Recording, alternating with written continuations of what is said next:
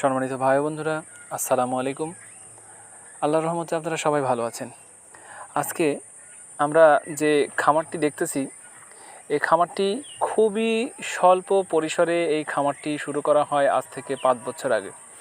আমার যে খামারি ভাইটি, উনি ওনার ভিতরে একটি ইচ্ছা ছিল যে আমি অল্প পরিসরে একটি খামার তৈরি করব। তা আসলে এটা থেকেই তার উদ্বুদ্ধ হওয়া। উনি একটি গাভী অনলি 30,000 টাকা দিয়ে কিনে আজকে তার 5 বছরের ব্যবধানে তার ঘরে প্রায় 17 থেকে 18টি গরু সে তৈরি করে ফেলছেন।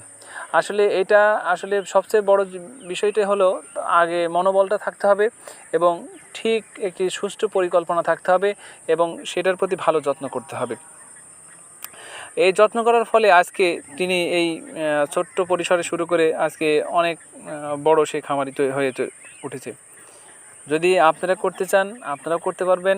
শুধু আপনাদের মনোবলটাকে ঠিক রাখবেন। মনোবলটা যদি ঠিক থাকে তাহলে অবশ্যই আপনারা সামনের দিকে এগিয়ে যেতে পারবেন এবং ভালো খামার তৈরি করতে পারবেন। ভালো থাকবেন সবাই। ধন্যবাদ সবাইকে।